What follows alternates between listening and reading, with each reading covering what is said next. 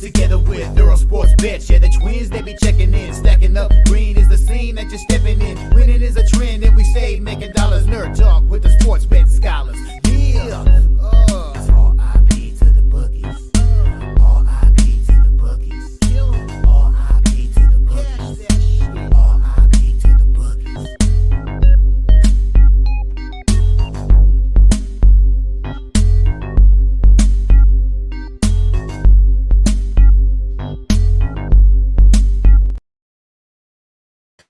We are live. Welcome back to another edition of the Earle Sports Bet Show. My name is Nicholas Earle. Just me today.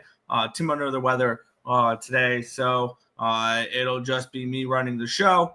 And we have, I believe, 9 games in the NBA, 10 games in the NHL. So we have 19 games to go over. So we're not going to waste too much time here. Quick recap of yesterday. Slightly profitable, so any day in the black is a good day, I guess.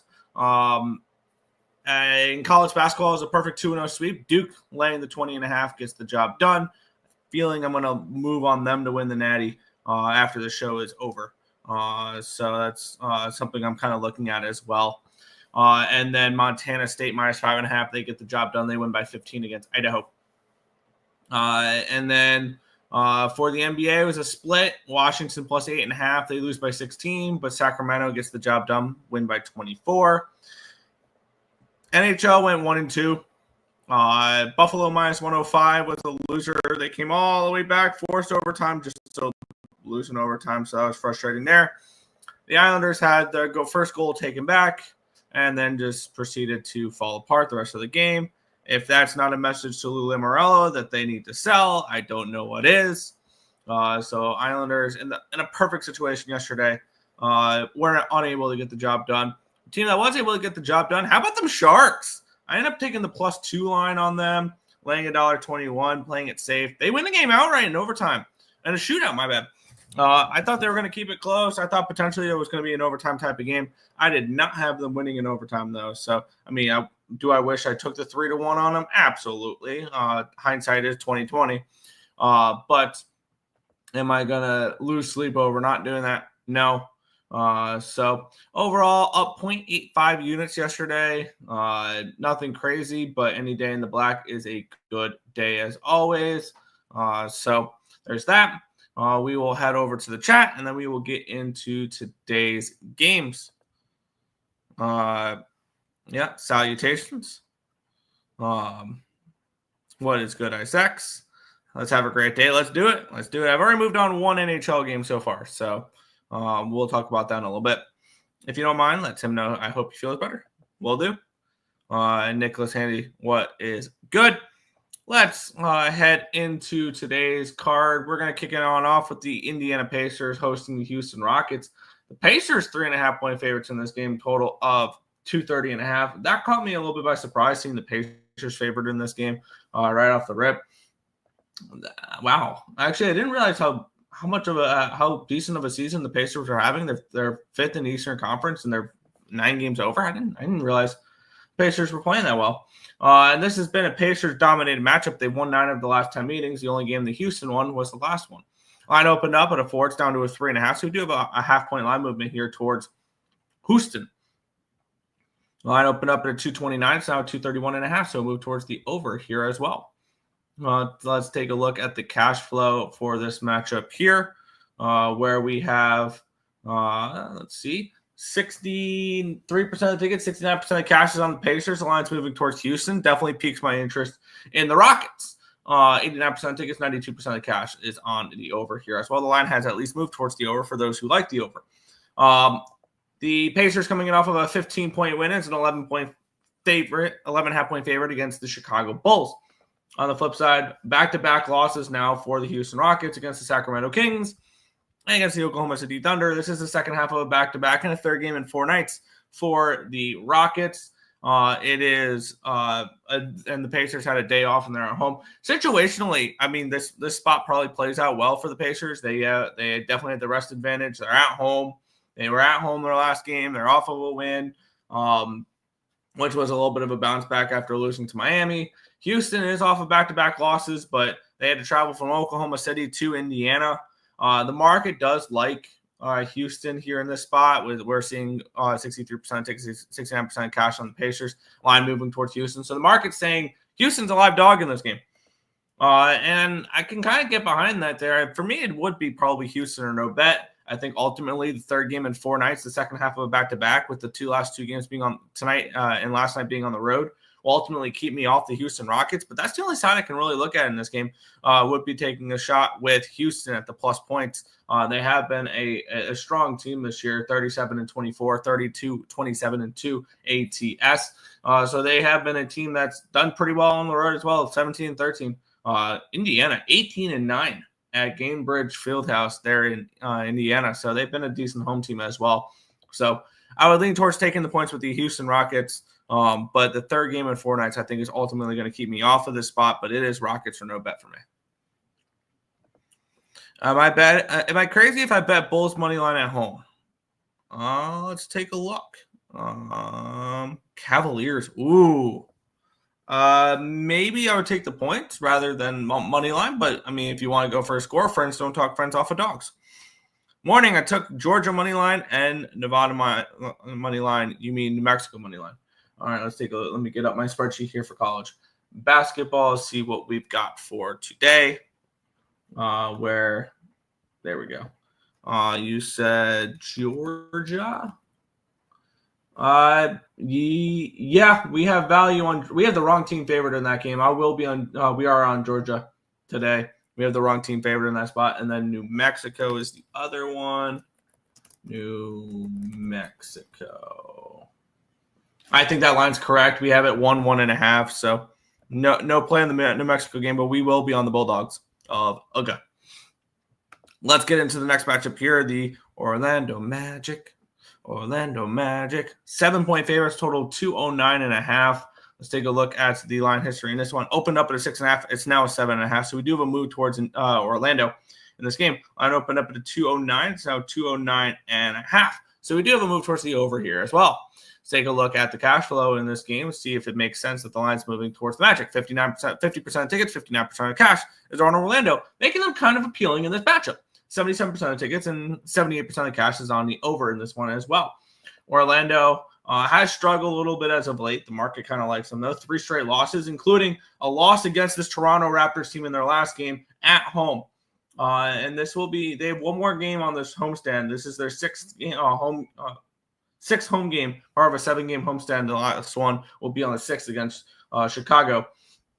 This is the last game of a 4-game road trip for Toronto. Everything's starting to correlate here for me to make a move on Orlando. I think this is a really strong Orlando spot. The more and more I look at it, laying the points in this one, you're coming in. And I see this very similar to the Phoenix Suns matchup the other day against the New Orleans Pelicans. They had lost the previous matchup, and they play in the same arena, and it's like a day or two later.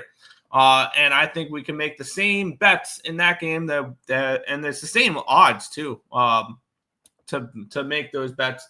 And I'm doubling up on the Orlando Magic in this spot.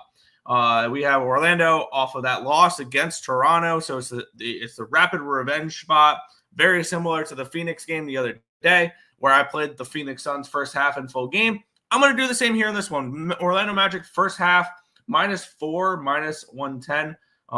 And full game -7.5, -110. The first half I got on Bet365. The full game I also got on Bet365. So I will be on the Orlando Magic, doubling up on Orlando in this spot, first half and full game. I like this as a really strong revenge spot here for Orlando. So that's where we're going to go in this game, first half and full game with the Orlando Magic here. Just put that up on the Capper Tech. All right, we will continue on here. We have the Golden State Warriors taking on the New York Knicks. The Knicks are 5-point favorites, total 229.5. Let's take a look at the line history. And this one opened up at a 4.5. It got up to a 5 at one point, but it's back down to a 4.5. So we do have really no line movement in this game. And it did get down to a 3.5 at one point, got up to a 5, but overall, not much line movement there. Line opened up at a 237, and it's done nothing but plummet down to a 228.5. Taking a look at the cash flow on this one here, 84% of tickets, 82% of cash on the over, but how much is that on the 228 rather than the 237? And honestly, at this number, I would prefer probably looking at the over in this game if I am betting this, with the line dropping 9 points.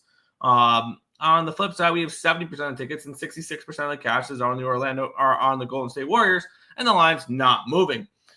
So we have the Warriors we have the public on the Warriors with the line not budging. Tells me probably the New York Knicks are the play in this game. Let's take a look here. The Knicks are off of 3 straight wins. They did not cover as 6-point favorites in their last game against Miami.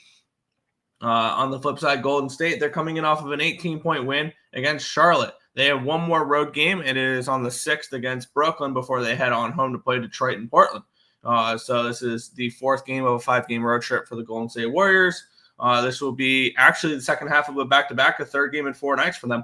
I'm going to move on New York in this game here. And I wouldn't talk to anybody if you guys are the parlaying type, which I do not advocate for here, but that is beyond the point. I would look towards maybe look towards a 2-teamer with the Magic and the Knicks are plus 107 on a 2-teamer for those interested in that. But looking at this game here, I'm going to move on the New York Knicks, just full game. I think that if you like the Golden State Warriors, I would look more towards them first half than full game, because I do think that this is a spot where the Warriors could jump out early, but the Knicks run away with it late with the fatigue hitting in here. With the travel, they've gone from Orlando to Philly to Charlotte. And this is the second half of a back-to-back. It's a 3rd game in 4 nights. And it's a 4th game in 6 nights for the Golden State Warriors. A lot of basketball they've played on the road here in the last 6 nights. So I do think the New York Knicks probably run away at this game late. The public loves Golden State for whatever reason. They have been playing a little bit better as of late. But for me in this spot, I will go ahead and I'll lay the 4.5 with the New York Knicks minus 110 over on, I believe Bet365 has that, and Fanatics is as well. I did. That's right. I locked it in on Fanatics. So Knicks for me in this one. Nice. What's going on, Dave? What's going on? We'll continue on. The Milwaukee Bucks taking on the Atlanta Hawks. Bucks minus 6.5. Total of 240 in this game here. Let's take a look at the line history in this game where it opened up Bucks minus 6.5. It's now Bucks minus 7. So we do have a move towards this Bucks team as road favorites here in this one. And line opened up at a 251.5, and it's done nothing but plummet down to 240.5. Maybe this is another spot where you can buy the dip. And you can go ahead and grab the over now that it's dropped a tremendous amount. I think that's just market correction, that this line should have never been up in the 250s. I think this is more of a correct line here in the 240 range. Taking a look at the cash flow, 61% tickets, 60% cash on the over. I'm assuming that's coming in at the 240 number rather than the 250 number.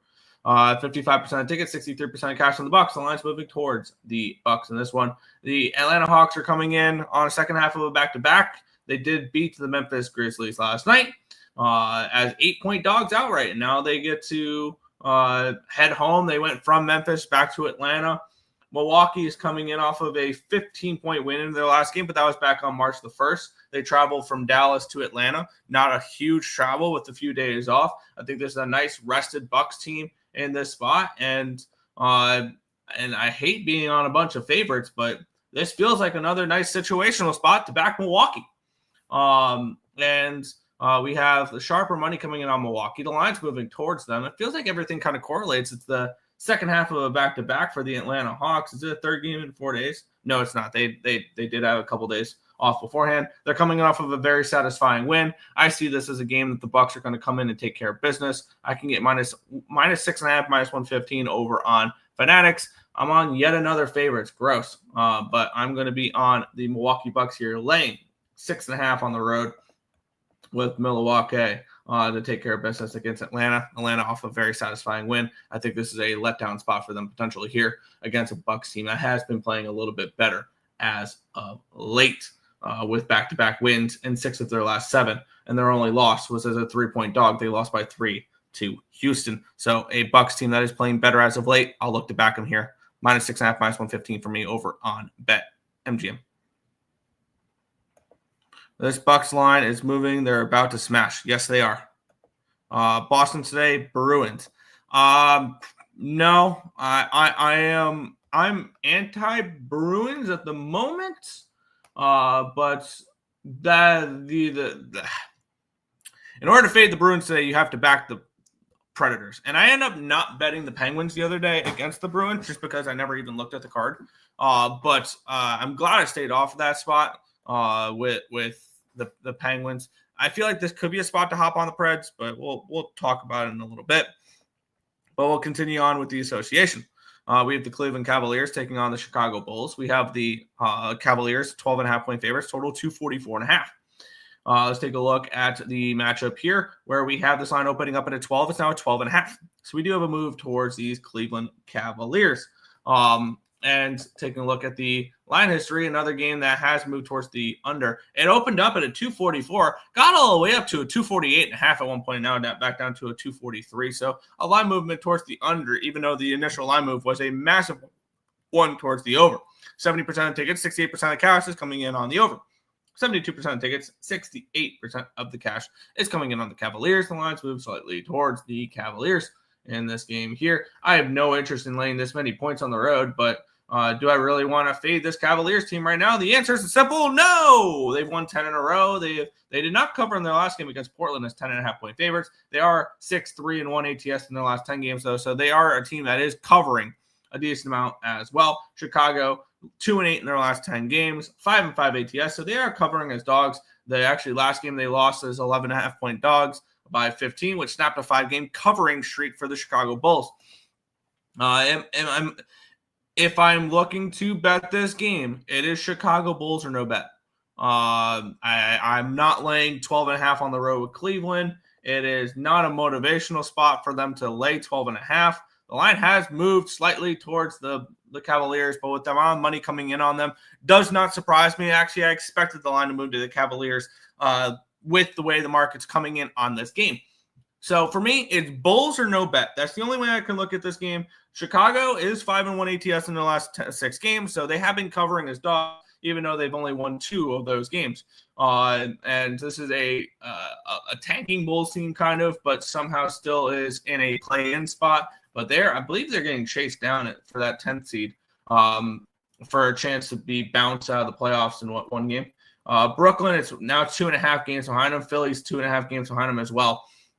They're 4 games behind the Hawks. So the Hawks feel pretty safe in a playoff spot there, or a play-in spot.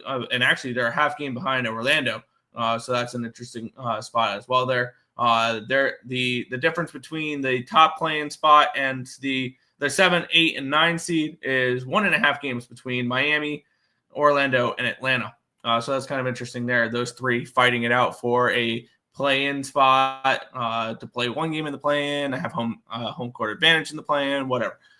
So no action for me here in this game. It is Bulls or no bet, though, for me. That would be the only way I would look at this game. Only 22 games left in the NBA, 22 NHL games left in the season. Yes. Yeah. You like the Avalanche or Stars better today? I do think the Avalanche take care of business. The only problem is you have to lay a puck line -1.5 and -110. The Stars are against the Devils. The Devils without Jack Hughes is going to be interesting. I want to take a deeper look into that game. Not 100% sure, but yeah. Predators got so lucky versus the Jets. Ever since that lucky win, they've been on a losing streak. Screw you, Predators. Fair. I've been off the Predators the last couple of games. I was on them against the Winnipeg Jets. I thought it was a bad spot for the Winnipeg Jets against the Preds in that game. So, Tee-hee.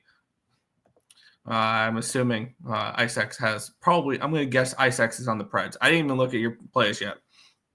But Let's get into the next matchup here. We have the Minnesota Timberwolves and the Philadelphia 76ers. Minus 13.5 for the Timberwolves. Total 223.5. It's now up to a 14. The Timberwolves are 14-point favorites. Line opened up at a 221.5. It's now 222. Which I believe it did get up to a 223.5, and there has been buyback on the under in this game here. We have 52% of tickets, 68% of cash on the T-Wolves, and the line's moving towards them. 86% of tickets, 87% of cash is on the over in this one as well. As I mentioned a couple shows ago, I will not bet the Philadelphia 76ers the remainder of the season. I am done losing money on this team. And on the flip side, though, there's no way in hell I'm laying 14 points with the Minnesota Timberwolves. That is just plain simply never going to happen. This is not a Minnesota Timberwolves team I trust, even though if I'm playing, I'm laying. But these are two untrustworthy teams right now. I don't want to take the points with the Sixers, who are 1-9 straight up and 2-8 ATS the last 10 games. And the Minnesota Timberwolves are 4-6 straight up and 5-5 ATS. And this is their first game back after a 4-game road trip where they were in OKC, LA, Utah, and Phoenix. I'm not interested in this game whatsoever. Pretty plain and simple. This is an easy pass for me. We will move on. But yeah, no, I have no interest in this game whatsoever. Oh, no, I passed on the shit show of a game. I'm just saying Teehee because of Preds Jets. Yes, that was a fun game for us, right? I had Preds. I think it was plus 117. It wasn't a great payout, but that line told you everything you needed to know about that game. And I saw a lot of people fall for the Winnipeg Jets in that game. Hopefully, we're not falling for the Winnipeg Jets tonight and they get the job done because I am on Winnipeg -1. That's my only NHL play so far. But let's get into the next one here. The Brooklyn Nets taking on the San Antonio Spurs. Line opened up at a 5 and it went down to a 4, and we're staying at a 4 now. So really no line movement or move towards Brooklyn immediately and then nothing really afterwards. Line opened up 224. It's now at 228. So move towards the over here as well. Wow, 74% of tickets, 73% of cash is on the San Antonio Spurs in this game with the line moving against them. And then 72% of tickets, 72% of the cash is on the over as well. One thing to keep in mind as well, after the line did go from a 5 to a 4, it's moved 5 cents in the direction of the Brooklyn Nets. So even after the 4, and we're starting to see some 3.5s out there, which is very, very appealing if you like the Brooklyn Nets, who have lost 4 in a row heading into this game, and they've covered in just one of them. San Antonio, they're coming in off of a loss here. This is their third game in 4 nights. Not a second half of a back-to-back. They already played that back-to-back against Memphis and OKC. They got the OKC took care of them as 13-point favorites. OKC won by 14. So they did cover in that game there. I want the Brooklyn Nets in this game. I do. And I will take the points with them here in this spot.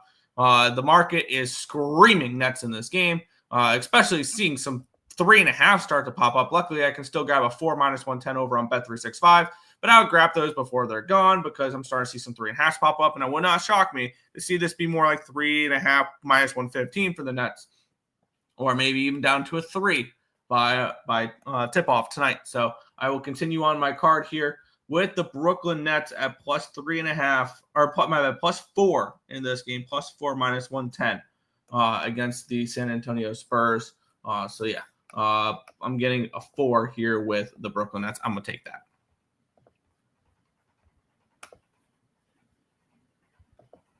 '76ers 14-6-2 versus the West.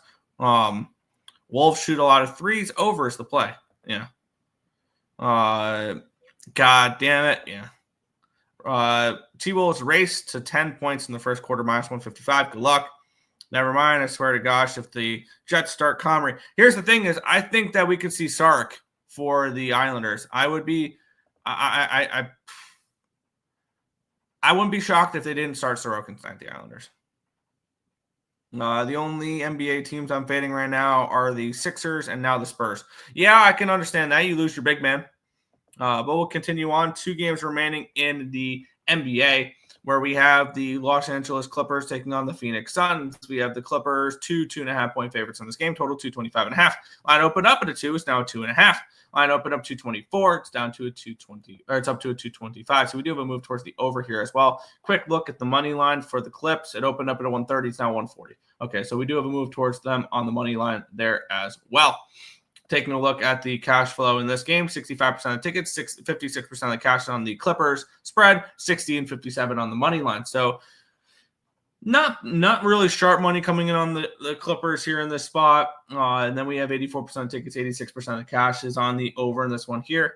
One thing I've really done with the NBA is just cut totals completely out of my caps. And because I believe totals has been where I've kind of struggled in the NBA this year, sides of where I've done pretty well. And I have no interest in this game whatsoever. Clippers coming in off of back-to-back losses against the Lakers.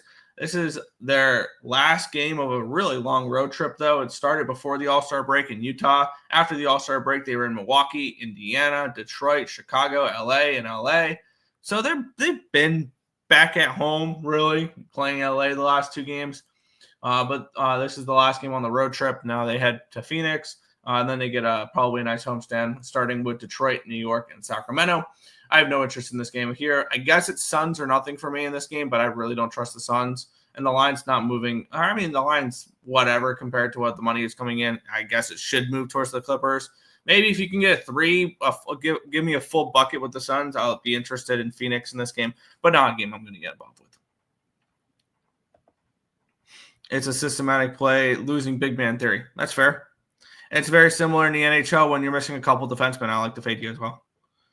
Jets playing down would be they start Comrie. Sark getting the nod would be interesting, yet annoying thing, meaning Skarek might either poop or shine tonight. I don't trust Sarek at all. I really, really don't.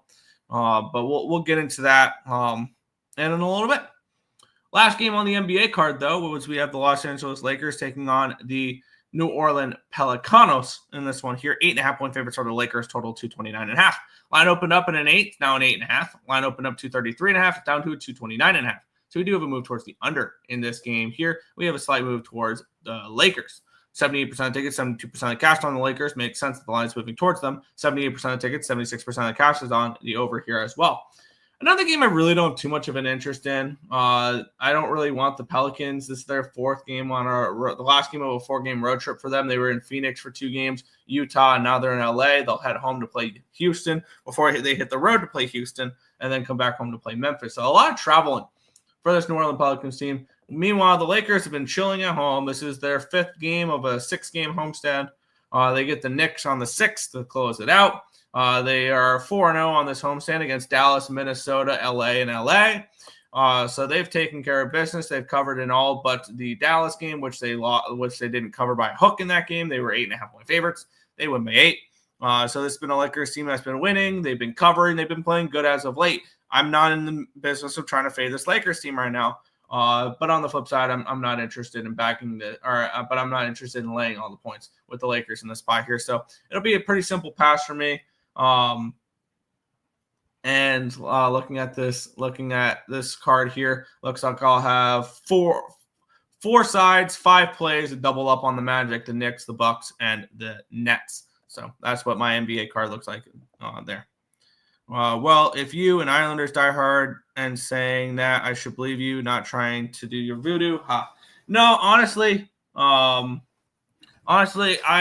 buying into the Islanders need to do what the Capitals did a couple years ago, where they retooled at the deadline and look where they are now. I think that the plan is in place there. If Lou wants to follow that path, which we'll talk about. We'll talk more of the Islanders when we talk Islanders Jets in 1, 2, 3, 4, 5, 6 games. All right. Well, we'll get more to.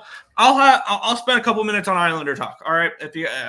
I follow this team more than any other NHL team, and I feel like I can read them pretty well. Obviously, I got them dead wrong last night, but I feel like I've had a decent read on this Islanders team this year, and I'll break them down there when we get to it.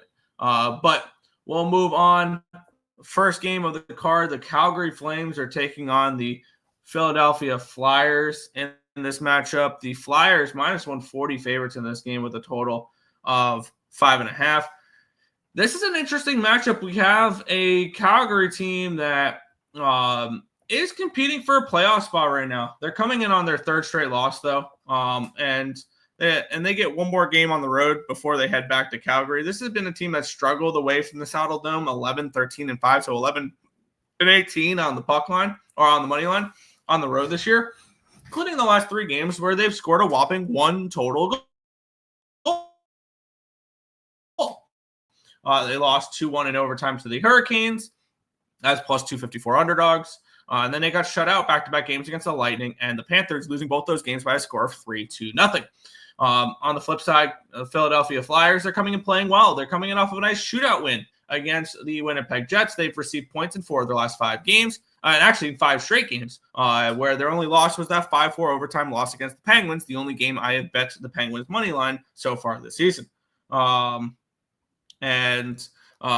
at this spot here, I am not really interested in laying a number with the Flyers, but backing this Flames team right now does seem a little difficult. Offensively, I want to see a little bit more from them, and maybe this would be just an under. I feel like that would be the only place I'd really look in this game. Would probably look towards an under. As for injuries, they're missing Mantha, which he's been out for a little bit. Calgary side is a healthy Calgary Flames team, and I don't know what to read about this Philadelphia Flyers team right now, because I think their advanced metrics are probably better than the results that they've had this year. I was very low on Flyers, well on my way to cashing their under point total. They have Ryan Ellis on the IR, who's been on the IR for a while, and Garnet Hathaway day to day.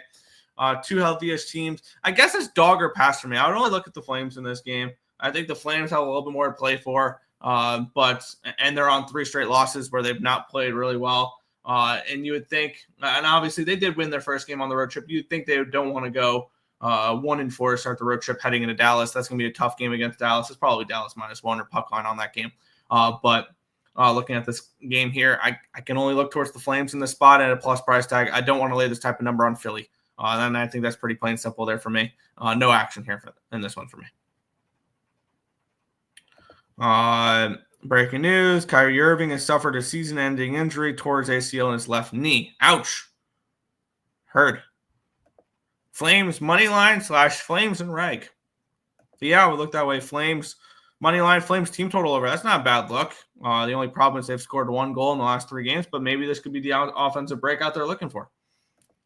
Lakers winning cover. I like this momentum they're on. Yeah, they've looked really good as of late. I'm definitely not fading the Lakers as of right now. Owen Tippett plus 250 goal. I can see that. The New Jersey Devils minus Jack Hughes just had a gruesome shoulder injury. Words. Mitch Koff plus 225 anytime goal. Blue Jackets. Who are the Blue Jackets? Which game is that one? Against Tampa. Tampa off of that loss last night. I don't know yet. I don't know. Kadri goal. Over 5.5. Haha. He might be out the rest of the season. Devils to miss the playoffs is 8-1. The Senators are 8 points behind. What do you think about the Devils missing the playoffs?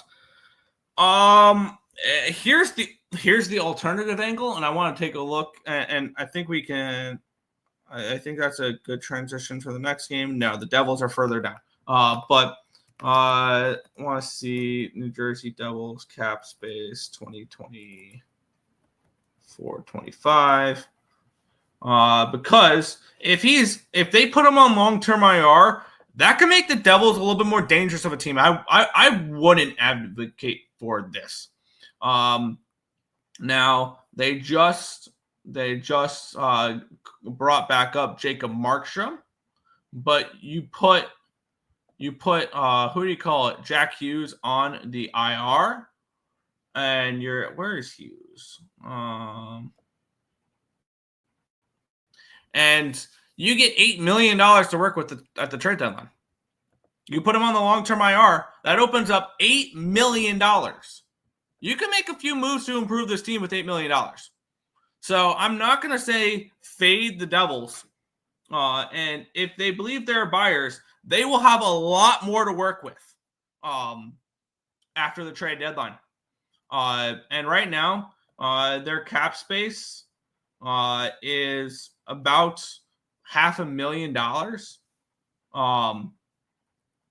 Current cap space is 2.4. You put Hughes on the long-term IR, you're looking at $10 million in cap space to work with during the deadline. So I think that they will be fine. I think that they will be fine. I think if I'm the Devils, I think you're safe enough, really, with 22 games, you're up 8 points. You're not going to fall off the face of the earth. Now, is 8-1 a nice price? Yeah. I'm not going to advocate for it, though, because I think the Devils are going to take the path of what the Lightning have done, what the Golden Knights have done, what the Dallas Stars will do with Sagan's Heiskanen's $7 million on the cap or for cap there, is they're going to take that extra cap space and they're going to make a trade and fill up that cap space with an improvement in the roster. I wouldn't be surprised if the Devils did that. So, I mean, if you want to sprinkle 8-1, I'm not going to talk you off of it. I don't think the Devils missed the playoffs because I think they win enough games over the rest of the, 20-something games left in order to hold off the Senators where they have an 8-point lead over them. And I think they do make a move at the deadline within the next few days. And I wouldn't be surprised. They put Jack Hughes on the long-term IR, hope he's back by the playoffs, and you go out and you get somebody to replace Hughes for the rest of the regular season. And then you can bring back Jack Hughes for the playoffs where there's no cap space. So something to look at as well. Kuzmenko anytime goal versus his old team. I can see that. Devils are such a weird bipolar team. Win, lose, win, lose, win, lose. Yeah, Jacob Markstrom being back I think is going to help that, though, because they've been missing their top goalie for a little bit now. That's why they've struggled a little bit. I forgot what the numbers are for it, but I also, maybe I'm a little bit, I have futures on the New Jersey Devils to win the East and to win the Cup. And I got those back. NJ Devils. I got plus 650 to win the East and 14-1 to win the Cup as well. It is what it is. Not a problem. Yeah.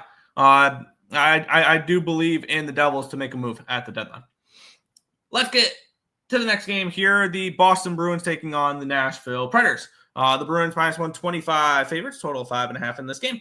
We're seeing now around minus 130 on some books for the Boston Bruins. The Bruins obviously still dealing with injuries and things along those lines. With their blue line, with McAvoy, and just the lack of depth. Also, I believe this Bruins team, I think it's going to be in sell mode. I wouldn't be surprised if they traded Marchand away. Wouldn't be surprised if Lindholm got traded. Wouldn't be surprised if they traded some pieces away.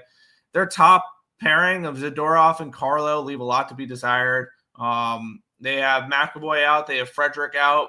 Marchand's day-to-day. Would not be surprised if he gets shipped out. Hampus Lindholm. Their other top defensemen's out. I did not fade the Bruins against the Pittsburgh Penguins, and I forgot to, and I did not fade them against the Minnesota Wild either. This is the third game in 4 days for both these teams. Boston played in Pittsburgh and in Minnesota. Nashville played on Long Island and in New York against the Rangers. They got shut out in their last game. I want the Predators in this game. And for me, Boston is, I think, still a fade team. I didn't do it this weekend because I just didn't look at the card, to be completely honest, because I was working on other stuff for classes and things like that. But I'll pick up where I left off. The last time I capped a Boston Bruins game, and I was fading them.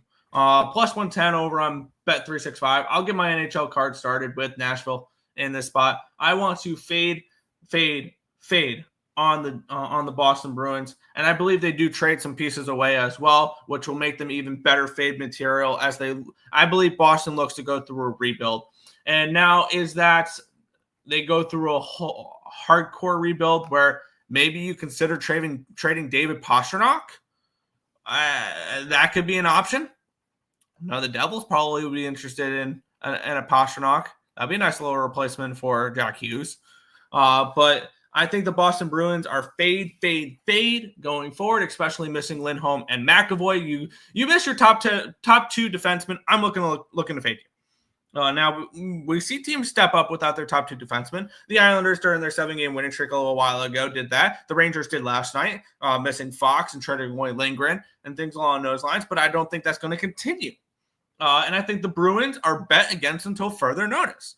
So I'm going to go ahead. I'm going to fade the Boston Bruins again here in the spot. I think I'm going to continue doing it until I lose 2 in a row. So even if I did do it this weekend, where I faded them against both Pittsburgh and against Minnesota, I probably would have had to play Minnesota -1 because they were plus 143, the Bruins in that game, and probably would have had to play Penguins around -140, so probably Penguins -1. So affordable price tag, definitely want to fade them as dogs or as favorites, the Boston Bruins. So I'm on Nashville here, plus 110 on this one. It is tough to trust the Preds, but yeah. Pass. Fair. Preds 0-12 straight up on the road versus East, 2 goals or less in 10 of those 12 games, 1-6 in the last 7. Team total under 2.5 at even money. Bruins puck line plus 200. Yeah. Can you really trust Swayman and the Bruins? I definitely cannot. No, I have been fading the fuck out of the Bruins. I'm going to continue doing it. But yeah, relax, buddy. Hey, I mean, I have my angles. You're all good. Bruins, good luck. Yeah, I'm already actually pretty up on it because I'm 2-0-1, 2 wins and a push doing this. So I believe that even if I lose 2 in a row, I'll be breaking even, and that'll be it. We'll move on, though. We have the Tampa Bay Lightning taking on the Columbus Blue Jackets. We have the Lightning -170 favorites, total of 6.5 in this game. We have the Lightning in a kind of a tricky spot. It's their 3rd game in 4 nights, second half of a back-to-back. Probably expecting Johansson in net tonight. So that kind of pumps my enthusiasm on said Lightning. On the flip side, we have the Columbus Blue Jackets, who are coming in off of the Stadium Series game. They got badly outplayed 46-21 for shots in that game in favor of Detroit. However, they won the game 5-3. I want the Lightning after a loss, and that's one thing. The Lightning after a loss. Now, granted, we're talking about Jonas Johansson in net, and I want to take a look real quick. Jonas Johansson potentially in net, and I'm going to assume he is. And I want to look real quick at what this line opened up as. Not that I care about line movement. I want to see if this line has already moved a bunch with the books, assuming that it's going to be Johansson in net. Or if this is a spot where it's -165, -170 now for Tampa Bay, they rule that Johansson's starting this game because you're not going to start Vasilevsky on a second half of back-to-back and a 3rd game in 4 nights, and he has started every single game since January 28th. The Tampa Bay Lightning, the one thing you should be looking at during the trade deadline, you need a backup goaltender. You really, really do. And let's take a look here. It looks like I clicked on the wrong game. It looks like this line opened up at 165. It got up to a 175. It's down to a 160. I'm going to wait for this line to continue to fall. And I'm going to sit and wait for them to announce that it's going to be Johansson in net, and I'm going to take the Lightning -1. Now, does it appeal to me that it's the second half of a back-to-back and a 3rd game in 4 nights for the Tampa Bay Lightning? No. Do I want to fade the Blue Jackets after a win in the Stadium Series game at Ohio State and a spot where they are coming off of a game they got dominated against the Red Wings, but they still found a way to win? Yeah, I would like to fade them off of that spot there. So I'm going to sit back, wait for them to announce Johansson in net, and I'm going to take the Lightning on the -1 line most likely. So that's where I'm looking at for this game. I'm going to look towards Lightning -1. But wait, because Vasilevsky, if they confirm Vasilevsky, I'll probably stay off at this number, and I don't want Vasilevsky starting a 3rd game in 4 nights. I'm looking for Johansson to be in net, and I'll take the Lightning on the -1 line. Draw. Columbus Blue Jackets money line over 6.5. Ken Johnson anytime goal, and Voronkov over 1.5 points at +401. All right. So a little bit of a disagreement there, but that's beyond the point. Let's move on. We have the Carolina Hurricanes taking on the Detroit Red Wings. We have the Hurricanes around minus 200 road favorites now, so definitely a line movement towards them here in this spot. The Carolina Hurricanes coming in off of a rather lackluster, not a lackluster, but they went to overtime as minus 295 favorites against Calgary in their last game. They badly outplayed them, though. They went 0 for 6 on the power play, but they outshot them 33-16 in that game. So a game that definitely should have resulted in a bigger win for the Carolina Hurricanes, which was following that 3-1 loss against Edmonton. Another spot where they're in their third game in 4 nights. However, not a second half of a back-to-back. They did not play last night. It's also a 4th game in 6 days for the Carolina Hurricanes. So a lot of hockey being played there for Carolina. Not as much for Detroit. Their last game, though, was at the Horseshoe there at Ohio State. They lost 5-3 in a game that they definitely should have gotten a little bit better of a result in that game. And for me, I'm kind of torn on this game. Part of me wants Carolina on the puck line. The other one wants to take a shot on the Red Wings in this game, which ultimately means probably just stay off this spot. But I just don't know which way to go with this game. I don't trust Carolina on the road. If I want to back Carolina, it's going to be at the Lenovo Center in Raleigh, where they are 23-7-1 this year compared to 12-18 on the money line on the road. So the Carolina Hurricanes have just not been a good road team. And if the playoffs would start right now, I believe they would be they would be at home against the Devils in a best-of-7 series. If Jack Hughes is back, I'm kind of interested in the Devils to win that series, because I know a lot of people, because I'm not high on this Carolina team whatsoever. And I think the Devils can kind of neutralize that if Hughes is back and they make a move at the deadline. I think that they can utilize them being better on the road, the Devils. So there's something to think about there. But for me in this game, it's a pass in this spot. I feel torn on either side for this one. So no play here for me. Super pass to the bin. Fair. Kane's puck line. Aho anytime goal. Morning Nick was good untouchable.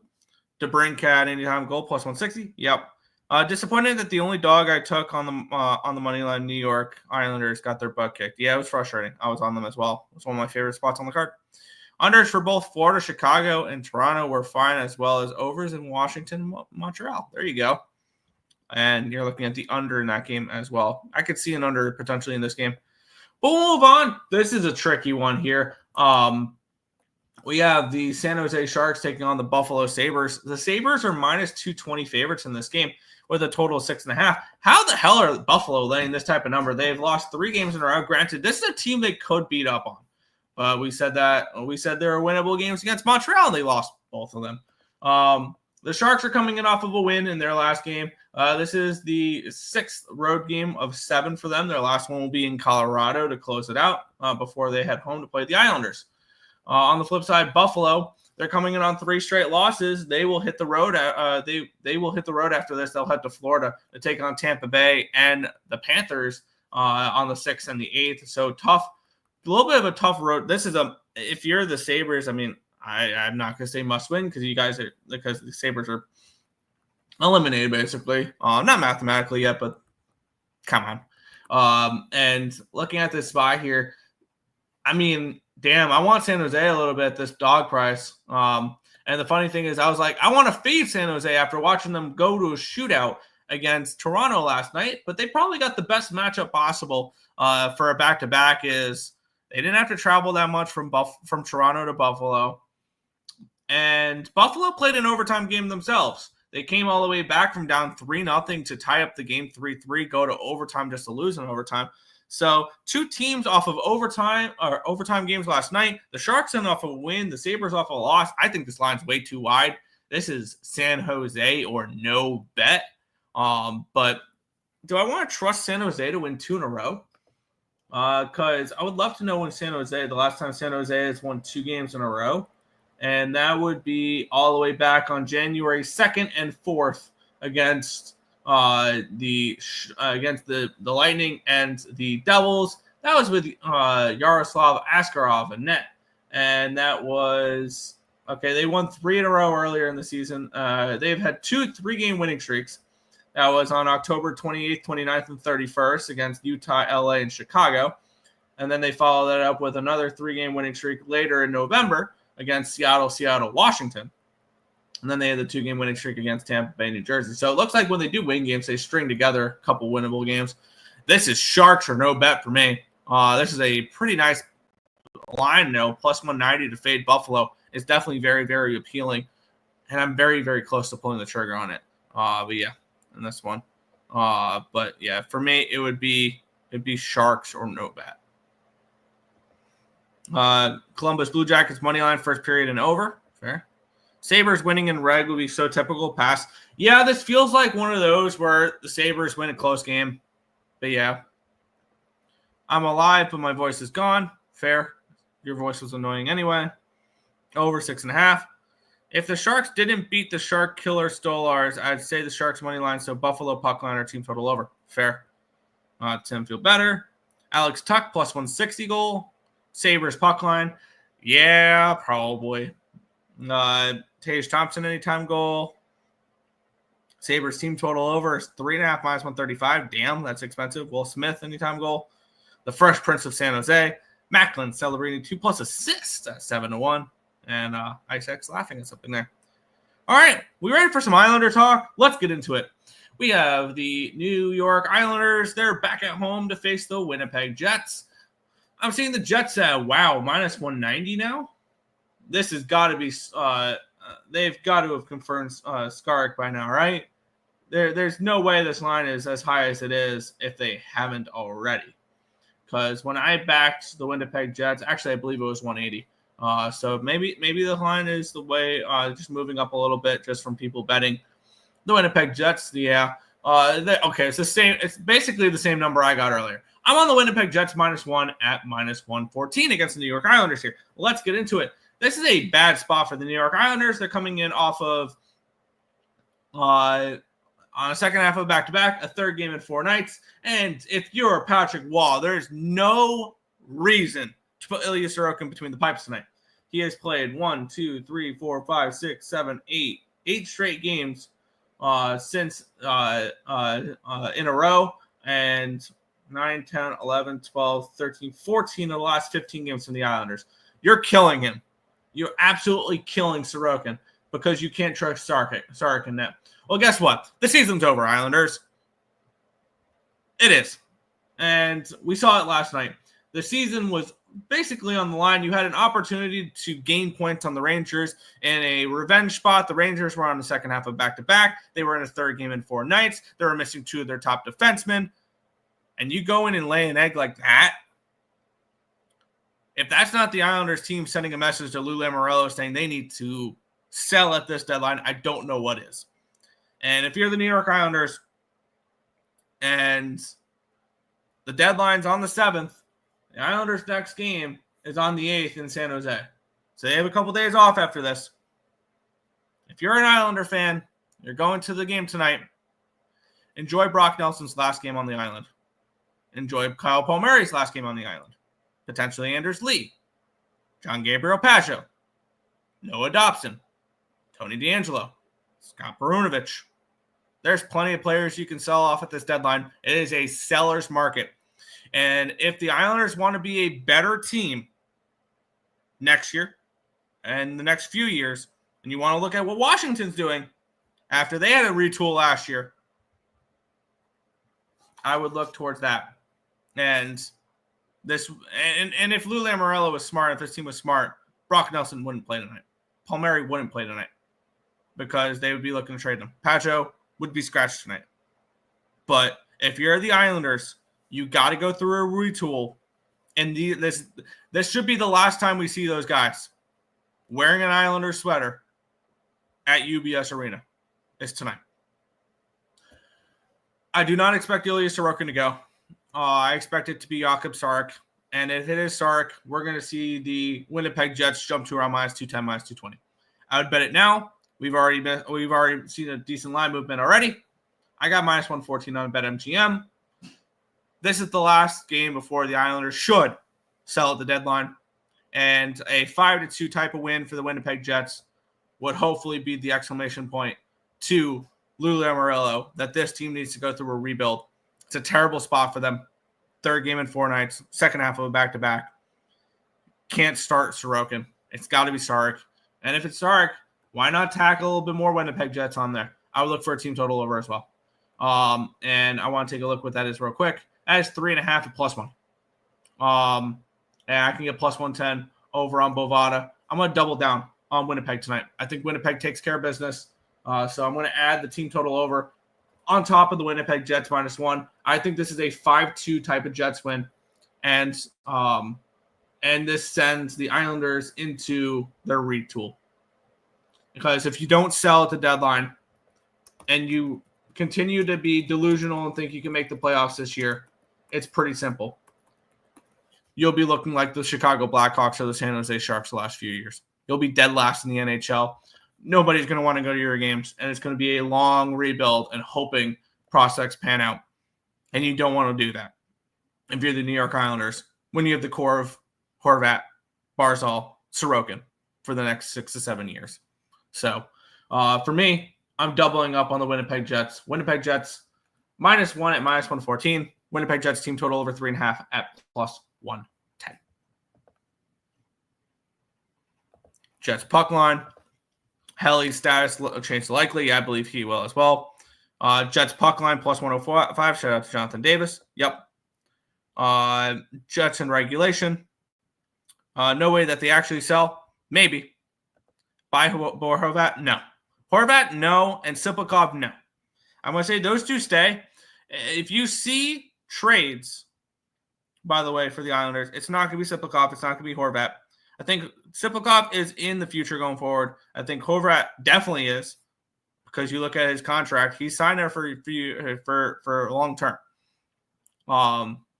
It'll be Nelson on an expiring contract. It'll be Palmieri on an expiring contract. John Gabriel Pageau has 1 more year after this. Maybe you get somebody to take Mayfield.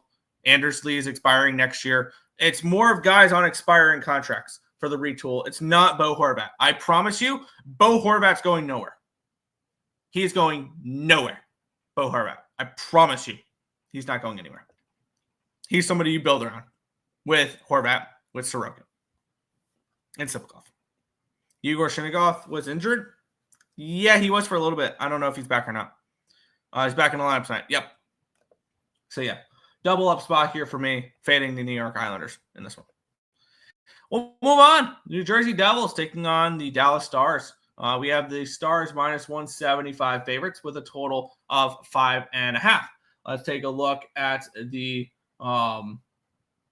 this matchup here, where we have the Dallas Stars. Let me get up their numbers here. Dallas Stars are coming in on back-to-back wins. They took care of business back on the 2nd against the St. Louis Blues, a 6-3 win over them. That was their second straight win and their 5th win in the last 6 games. Their only loss was the last game of the road trip against Columbus. That was a 6-4 win for the Blue Jackets. On the flip side, New Jersey coming in off of that shutout loss against Vegas. This is the last game of their road trip. They go home to play Winnipeg after this. So I think this could be a potential bad spot here for the Devils. When you look at injuries, Jack Hughes they say day to day. I'm expecting him to be out long term, and I expect them to put him on the LTIR.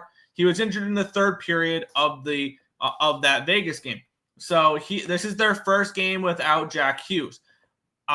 Is this a spot where you see them step up and rise to the occasion? Sorry. Or is this a spot where they fall apart? And I would be interested in the Devils if this wasn't the last game of a 5-game road trip. They're in Nashville, Colorado, Utah, Vegas, and they're finishing in Dallas, probably ready to go home to play Winnipeg after this. On the flip side, Dallas coming off a back-to-back win. So I do think Dallas is playing better hockey as of late. And however, they were badly outplayed in that game against the St. Louis Blues. They were outshot 42-21, yet they won 6-3. How? They went 4 for 4 on the power play. So that was kind of crazy to see there. Does that continue? I don't know. At this number, I would only look towards the Devils. The Devils have been a strong road team. Granted, that's been with Hughes. And actually, strong road team. Actually, they're 18-15 on the money line on the road. That's good if for a road record. You're not expecting too much over 500 on the road. Basically, tread water on the road, play well at home, and you're good. And I think that's exactly what 18, 13, and 2. Yeah, you're 5 games over NHL 500 on the road. That's a strong road team. At this number, I'm only looking Devils in this spot, and if this wasn't the last game of the road trip for them, I'd probably be on the Devils. It's also a little bit of short-term revenge. These two teams played on February the 22nd. It was a 4-2 win by the Dallas Stars. I would only look towards New Jersey in this game, and the more and more I look at it, the more and more I'm tempted on them because you're coming in off of an ugly loss, a 2-0 game against Vegas. I'm getting plus 150 on the Devils. You know what? I'm going to take a shot with the Devils in this spot here, plus 150. They've been a strong road team. It's a Devils team that I do believe in. This is the star player injured angle where you bet on the team missing their star player on their first game back or on their first game out, and you fade them on their first game back. I am going to be on the Devils here in this one, plus 150 over on Fanatics. I'll take a shot with Los Diablos in this one here. In this game, I think this is a really strong price to get them at, plus 150, and I think this is a good, a potential nice spot for them here. The only thing that kind of trips me up is the last game of a road trip, but the road trip hasn't necessarily been a successful one for the Devils. So I would look towards New Jersey here at a nice plus price tag in this game. So plus 150 here for the Devils for me in this game.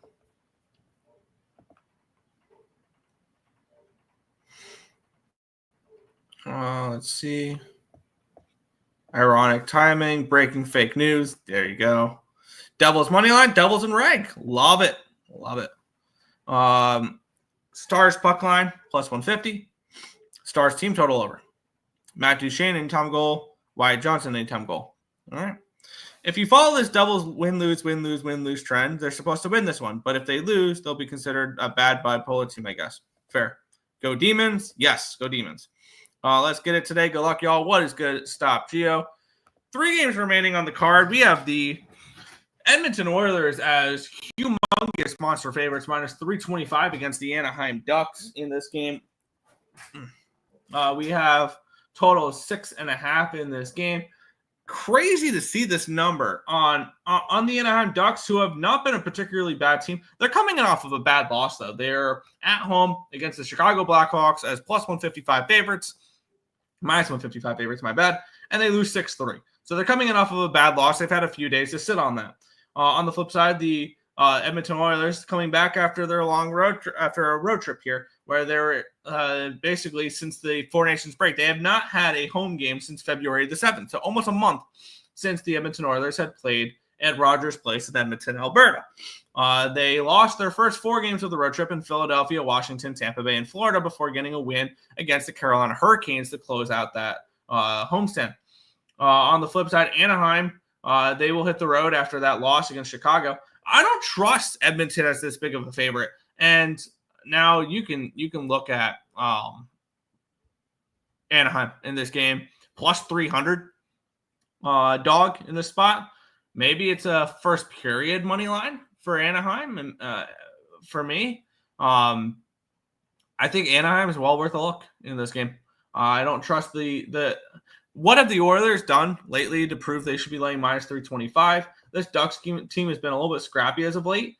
And previous to the 6-3 loss against the Blackhawks of all teams, they have not lost by multiple goals in 7 straight games.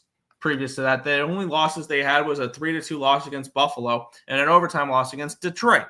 So this has been a Ducks team that has been extremely scrappy.